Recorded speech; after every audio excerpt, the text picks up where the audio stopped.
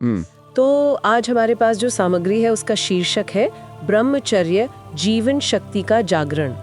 और ये ना ब्रह्मचर्य को सिर्फ संयम की तरह नहीं देख रहा, बिल्कुल नहीं। बल्कि इसे जीवन शक्ति मतलब लाइफ फोर्स उसको साधने का एक गहरा तरीका बताता है। हाँ बिल्कुल, ये पारंपरिक सोच से थोड़ा हटकर है। सामग्री में एक बड़ा दिलचस्प सवाल उठाया गया है कि क्या यौन ऊर्जा, जिसे हम अक्सर सिर्फ फिजिकल समझते हैं, उसको सही दिशा देकर चेतना को बढ़ाया जा सकता है या मन को तेज किया जा सकता है। हाँ। और यहाँ तक कि अंदर की जो दिव्य शक्तियाँ हैं उन्हें जगाया जा सकता है। ये सवाल ही अपने आप में काफी सोचने वाला है। सही में। तो ये स्रोत इस बारे में कहता क्या है, मतलब ये कैसे काम करता है? देखिए, स्रोत का जो मुख्य बिंदु है वो ये कि ब्रह्मचर्य सिर्फ यौन संयम मतलब सेक्सुअल एब्स्टिनेंस नहीं है। अच्छा। हाँ, ये उससे कहीं ज्यादा व्यापक है। ये असल में जीवन शक्ति या जिसे हम अक्सर प्राण ऊर्जा कहते हैं, प्राण, हाँ सुना है। उसी प्राण ऊर्जा के मैनेजमेंट और कंट्रोल की बात करता है। और यौन ऊर्जा को इसी प्राण का एक बहुत शक्तिशाली रूप माना गया है इसमें। तो मतलब ये हुआ कि ये सिर्फ शरीर तक सीमित नहीं है, बिल्कुल। इसका असर हमारे मन, हमारी चेतना पर भी है। बिल्कुल।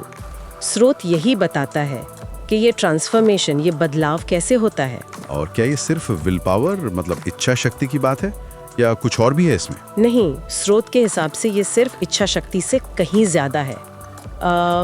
होता क्या है कि जब इस ऊर्जा को बाहर की तरफ या सिर्फ शारीरिक स्तर पर खर्च नहीं किया जाता, बल्कि उसे बचाया जाता है और फिर उसे ऊर्ध्वगामी बनाया जाता है। ऊर्ध्वगामी मतलब ऊपर की ओर? हाँ, ऊपर की ओर।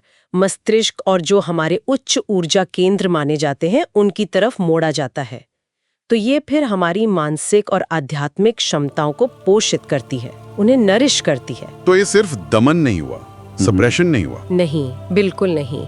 ये एक तरह का सचेत रूपांतरण है, कॉन्शियस ट्रांसफॉर्मेशन ऑफ एनर्जी। ऊर्ध्वगामी बनाना, ये दिलचस्प है। तो क्या स्रोत कुछ खास तरीके या प्रैक्टिस भी बताता है इसके लिए, मतलब ये ऊर्जा बदलेगी कैसे?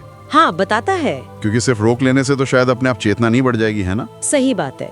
स्रोत के विवरण में ये प्रक्रिया अक्सर ध्यान, मेडिटेशन, कुछ खास तरह की सांस लेने की तकनीकें मतलब प्राणायाम, हाँ प्राणायाम, सात्विक भोजन और एक अनुशासित जीवन शैली, इन सब से जुड़ा होता है।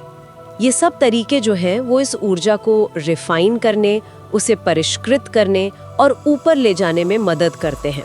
अच्छा। और जब ये कॉन्सेंट्रेटेड और रिफाइंड ऊर्जा मस्तिष्क तक पहुंचती है तो स्रोत कहता है कि इससे मानसिक स्पष्टता आती है, फोकस बढ़ता है और गहरी समझ पैदा होती है। इसी को वो उच्च चेतना और आंतरिक क्षमताओं का जागरण कह रहा है। तो ये तो एक तरह की इंटरनल एनर्जी इंजीनियरिंग जैसी बात हो गई। हाँ, कह सकते हैं कि हम अपनी ही एक पावरफुल एनर्जी को लेकर उसे अपने मेंटल और स्पिरिचुअल ग्रोथ के लिए इस्तेमाल कर रहे हैं। ये तो ब्रह्मचर्य को त्याग नहीं बल्कि एक एक्टिव, क्या कहेंगे, शक्ति निर्माण की प्रक्रिया बना देता है। बिल्कुल सही कहा आपने। ये नजरिया ब्रह्मचर्य को किसी कमी या अभाव की तरह नहीं देखता, बल्कि इसे प्रचुरता मतलब अबंडेंस और शक्ति के मैनेजमेंट के रूप में देखता है। स्रोत का तर्क यही है कि जब जीवन शक्ति इस तरह से संरक्षित और केंद्रित होती है तो व्यक्ति न सिर्फ शारीरिक रूप से ज्यादा वाइब्रेंट महसूस करता है, ओजस्वी, हाँ ओजस्वी, बल्कि मानसिक रूप से भी ज्यादा शांत, स्थिर और सक्षम हो जाता है।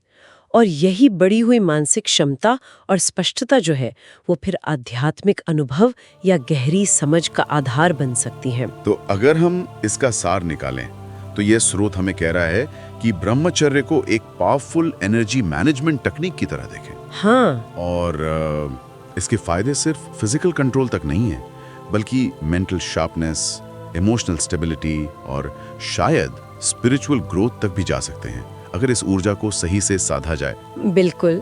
और यहीं से एक अहम सवाल उठता है जिस पर श्रोता सोच सकते हैं कि अगर जीवन शक्ति या एनर्जी का इस तरह का मैनेजमेंट हमारी चेतना और क्षमताओं पर इतना गहरा असर डाल सकता है, तो क्या यही सिद्धांत जीवन के दूसरे पहलुओं पर भी लागू हो सकता है?